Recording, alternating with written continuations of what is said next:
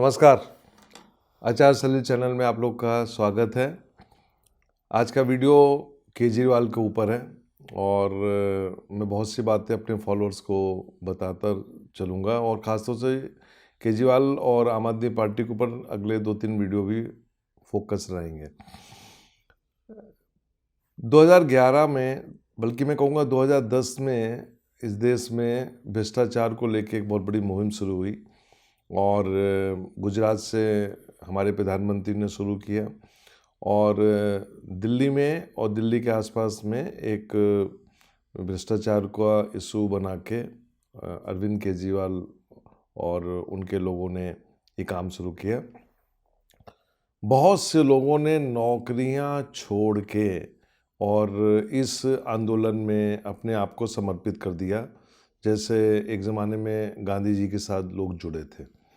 लेकिन कहते हैं ना कि समय बदल गया और ये ऐसे ऐसे लोग थे कि जिन्होंने भ्रष्टाचार हटाने के नाम पे देश को एक सोने की चिड़िया बनाना और आगे ले जाने की जो बात थी, उस बात को लेके देश विदेश से लोग जुड़े, देश विदेश से लोगों ने चंदा दिया और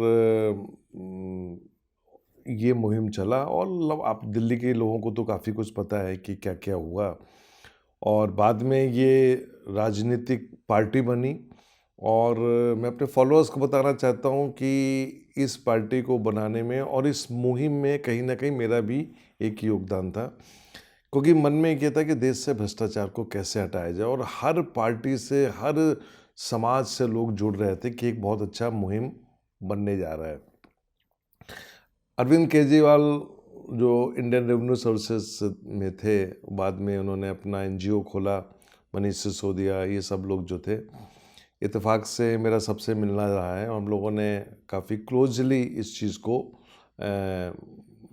आगे ले जाने की कोशिश की थी। लेकिन सडनली अक्सर होता है, मुझे यहाँ पे मैं मोदी जी की एक बात को बताना चाहूँगा कि जो उन्होंने अपने एक इंटरव्यू में कही थी कि दिल्ली में फिक्सर्स बहुत घूमते हैं और वो सरकार के कामों को बहुत हस्तक्षेप करते हैं। यहाँ ये गलती हुई और जब ये गलतियाँ शुरू हो गई तो मैं आम आदमी पार्टी के सभी मेंबर्स को भी बताना चाहता हूँ कि वो भी इस बात को सुने ध्यान से कि जो एक कार्यकर्ता होता है, उस कार्यकर्ता को भी इग्नोर कर दिया गया और ये पार्टी कुछ चंद मुट्ठी भर लोगों के हाथ में आ गई। और जिन लोगों ने इस पार्टी में काम किया था, जो फाउंडर मेंबर थे, उन सबको इग्नोर करके, उन सबको अलग करके एक सिंडिकेट ने काम करना शुरू किया।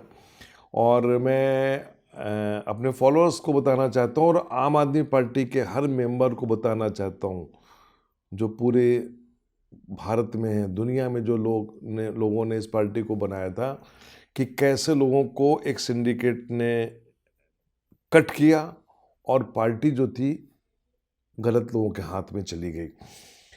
मैं बाद में मीडिया में आ गया और मीडिया में आने से मुझे बड़ा फ़ायदा भी हुआ कि मैंने बहुत क्लोजली इन सब चीज़ों को वॉच किया और चूँकि वो पार्टी भी मेरे सामने बनी थी तो उसका बर्थ टाइम था और फिर प्रेडिक्शन शुरू हुई, चाहे इनका पहली बार सीएम बनना हो, दूसरी बार, तीसरा बार बनना हो, ये सब मैं क्लोजली एस्ट्रोलॉजी के हिसाब से मैं देख रहा था और मुझे ये मालूम था कि ये आगे चल के होने वाला है और वो हुआ। इनको जब अरेस्ट किया गया 21 तारीख को, 21 मार्च 2024 को, उस टाइम को भी मैंने अपने मित्रों को बताया था कि ये टाइम आ गया है। जैसे ही मंगल शनि के ऊपर ट्रांजिट में आ गया, क्लोज डिग्री में पहुंचा, मैंने कहा आज के दिन ये अरेस्ट होंगे और एग्जैक्टली 21 मार्च को ये अरेस्ट हुए शाम को। और जुडिशरी, मैं समझता हूँ कि जुडिशरी ने ही ग्रीन सिग्नल दिया होगा, क्योंकि मैं उस विवाद में नहीं जाना चाहता, क्योंकि भारत की जुडिशरी अपने आप में एक महान है और जो फैसले अभी आ रहे हैं वो अपने आप में यूनिक हैं। जुडिशरी जिस ढंग से काम कर रही है वो भारत के लिए बहुत अच्छा है। भारत के भविष्य के लिए अच्छा हो। वो किसी का फेवर नहीं कर रही है, जो भी कर रही है वो अपने हिसाब से कर रही है। तो सवाल ये है कि आम आदमी पार्टी का ये हाल क्यों हुआ। हालांकि आम आदमी पार्टी की कुंडली में यदि मैं देखूं तो वीनस की महादशा में शनि का अंतर, मतलब शुक्र की महादशा में शनि का अंतर बड़ी पिक्यूलियर महादशा होती है। और ये चीज़ मैंने अरविंद जी को बताया था कि बहुत पिक्यूलियर महादशा है।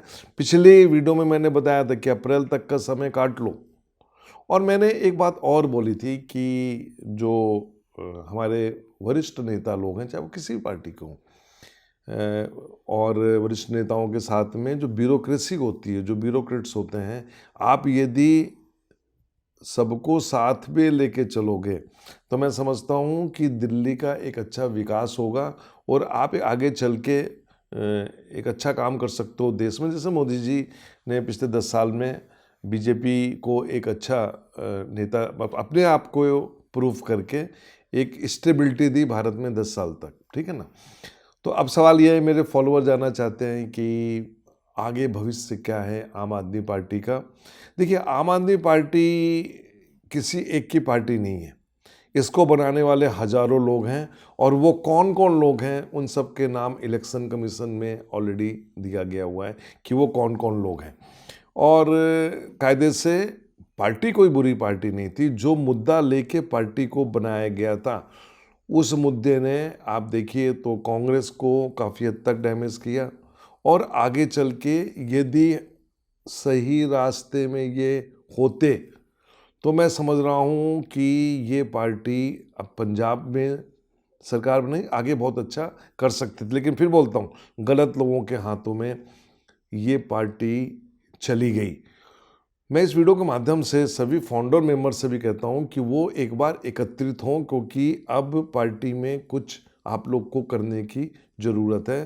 क्योंकि फाउंडर मेंबर जो होता है, मैं लीगल एक्सपर्ट नहीं हूं, लेकिन फाउंडर मेंबर जो होता है उसका हक हमेशा रहता है। तो वो एक बार आप लोग को सोचने की ज़रूरत है। क्या होगा अरविंद केजरीवाल का। देखिए, अरविंद केजरीवाल की कुंडली को यदि मैं देखूं तो अरविंद केजरीवाल की कुंडली में जुपिटर की महादशा में राहु का अंतर 15 मार्च से कनेक्ट हो गया और ये 5 मई तक है। तो आप ये सोचिए कि पूरा अप्रैल या 5 मई तक कोई रिलीफ मिलेगा, तो मुझे बहुत ज़्यादा नहीं लगता कि रिलीफ मिलेगा। और फिर इसके बाद शनि की महादशा शुरू होगी। बल्कि मैं ये बताना चाहूँगा ज्योतिष के माध्यम से, शनि का इन्फ्लुएंस ऑलरेडी शुरू हो गया, लेकिन शनि यहाँ वक्री है और ये शनि वक्री है जिसमें इन्फ्लुएंस है जुपिटर का। तो मेरा ये मानना है कि जब जैसे ही शनि की महादशा कुछ आएगी, अभी आई नहीं है, उसका इन्फ्लुएंस आना शुरू हुआ है, तो आगे जाके कुछ ना कुछ इनको एक रिलीफ मिलेगा। और वो रिलीफ जाके मिलेगा जून जुलाई अगस्त के आसपास जाके कहीं इनको रिलीफ मिल सकता है। क्योंकि जो पीरियड चल रहा है, मैंने इनको बताया था कि आपकी षडाष्टक की महादशा है और षडाष्टक की महादशा जो है वो बड़ी खतरनाक होती है। तो पार्टी की कुंडली तो बहुत अच्छी है, क्योंकि पार्टी का जहाँ तक सवाल देखा जाए तो पिकुलियर महादशा जरूर है, लेकिन पार्टी खत्म नहीं होगी, चेंजेस होंगे।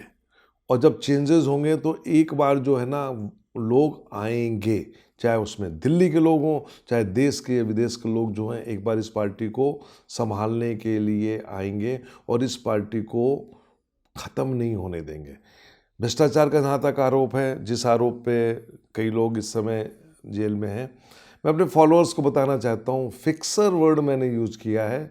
और ये फिक्सर लोग जो भी रहे हैं वो सब अंदर हैं और उन्होंने ही इस पार्टी की ये दुर्दशा कर दी। नहीं तो ये पार्टी कभी भी इस स्थिति में नहीं पहुंचती। जो अच्छे एडवाइजर्स हो सकते थे इस पार्टी को, जो अच्छे एडवाइजर्स इस गवर्नमेंट में हो सकते थे, उनको जानबूझ के दूर किया और धन बल का इस्तेमाल करके पार्टी को अपने हाथ में लिया। और इस प्रकार से करप्शन की बात चली। ये तो अब एजेंसियां प्रूव करेंगी, सरकार के पास है, कोर्ट के पास है। लेकिन मैं इस वीडियो के माध्यम से कहना चाहता हूँ कि लाखों जो फॉलोअर्स थे ना, उनका दिल टूट गया। और जो स्थिति है उसको देख के, और मैंने बहुत क्लोजली वॉच किया पिछले 5-6 सालों में, मीडिया में बैठ के मैंने इनको वॉच किया सबको। जहाँ जहाँ कुछ गलत होता था तो एडवाइस भी देता था कि यहाँ पे गलत हो रहा है। हमेशा बोला ब्यूरोक्रेसी से मत भिड़ो। ब्यूरोक्रेसी जो होती है वो बैकबोन होती है। ब्यूरोक्रेसी ही सरकार को चलाती है। ये वक्त की बात है। एडवाइस मानना न मानना ऊपर वालों का काम है। नहीं मानते तो आज ये स्थिति हो गई। क्या होगा, क्योंकि मेरे फॉलोअर जानना चाहते हैं कि क्या उनकी पत्नी मुख्यमंत्री बनेगी। यदि ये स्थिति आती है कि केजरीवाल को रिजाइन करना पड़ता है, तो कायदे से जो ईमानदार, जो ऑनेस्ट मंत्री हो या नेता हो, उसको मुख्यमंत्री बनना चाहिए। नहीं तो इसका फैसला जो है ना, पार्टी के अंदर छोड़ देना चाहिए। क्योंकि यदि ये अपने हिसाब से ये काम करेंगे तो आप ये मान के चलिए कि ख़त्म कर देंगे सब कुछ। तो इस सिंडिकेट को तोड़ना बहुत ज़रूरी है, और इसके बाद जो है ना, लोगों को जुड़ना बहुत ज़रूरी है। और मेरी बहुत से आम आदमी पार्टी के कार्यकर्ताओं से बात हुई, सब दुखी हैं। तो इन सब से कैसे निजात किया जाए, क्या ये पार्टी रहेगी या पार्टी ख़त्म हो जाएगी या किसी में मर्ज हो जाएगी, इस मुद्दे में मैं अभी नहीं जाऊंगा। लेकिन मैं ये बोलूँगा कि it's a tough time for Arvind Kejriwal. इनको थोड़ा सा भी 2-3 महीने का टाइम लगेगा। और आगे जो है ना, क्योंकि पार्टी जिस मुद्दे को लेके इकट्ठा हुई थी, उस मुद्दे को ख़त्म नहीं करना है, उस मुद्दे को लेके आगे बढ़ना है। उस मुद्दे को आप देखिए तो पॉलिटिकली देखिए, आंदोलनकारी जो होता है वो आंदोलन करता है। उसको अन्ना हज़ारे ने एक बार बोला था कि मेरा काम है आंदोलन करना, मुझे सरकार से मतलब नहीं है। काम करवाओ, सरकार से काम कराओ, खुद सरकार बनने की कोशिश मत करो। ये उनका एक स्टेटमेंट था। और मैं अपने फॉलोअर्स को बताना चाहता हूँ कि महाराष्ट्र गवर्नमेंट में एक सेल बना दिया गया था, जहाँ पे अन्ना हज़ारे की कोई भी कंप्लेंट जाती थी तो उसका निवारण होता था, क्योंकि वो सत्य की लड़ाई लड़ रहे थे। ऐसे बहुत से लोग हैं हमारे यहाँ हैं जो आंदोलन करते हैं। आरटीआई कांग्रेस ने बनाया, लेकिन आरटीआई का शिकार जो है वो कांग्रेस ही बनी। आरटीआई को यूज किया कुछ लोगों ने, लेकिन आप ये देखिए कि आरटीआई से सबसे ज़्यादा डैमेज कांग्रेस को हुआ। कुछ लोगों ने ऐसा किया, जो भी है। वक्त आ गया है कि एक बार इसके बारे में सोचना बहुत ज़रूरी है, क्योंकि मैं आपको बताना चाहता हूँ कि भारत की जितनी भी एजेंसियाँ हैं वो निष्पक्ष काम करती हैं, और कहीं ना कहीं सोर्सेज होते हैं। और चूंकि मैं मीडिया में रहा हूँ तो मैंने पहले भी 2-3 लोगों को वार्न किया था इनको, कि ये लोग जो है ना, ये पूरी पार्टी को ख़त्म कर देंगे। आज वो सब अंदर हैं, दुख होता है और कि पार्टी की ये स्थिति है।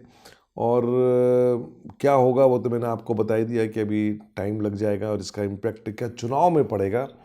मैं समझता हूँ बिल्कुल इसका असर लोकसभा चुनाव में पड़ेगा, पंजाब में भी पड़ेगा, दिल्ली में भी पड़ेगा। क्योंकि जितने भी इनके अच्छे नेता थे वो सब अंदर हैं। और जहाँ तक सवाल ये है कि जो जुझारू नेता, जो ज़मीन से जुड़ा हुआ नेता है, वो ज़्यादा लोग इनके पास है नहीं, क्योंकि इन्होंने सबको हटा दिया है, साइड लाइन कर दिया गया है। और ऐसे ऐसे लोगों को बिठाया गया है जिनको ग्लैमर की दुनिया में आनंद आता है। तो मतलब जो सिद्धांत लेके चले थे उससे हट गए। और मैं फिर बोलता हूँ कि ये बद्दुआओं का असर है। अक्सर मैंने कहा कि लोगों की दुआएं लीजिए, बद्दुआएं मत लीजिए। तो ये बद्दुआएं मिली।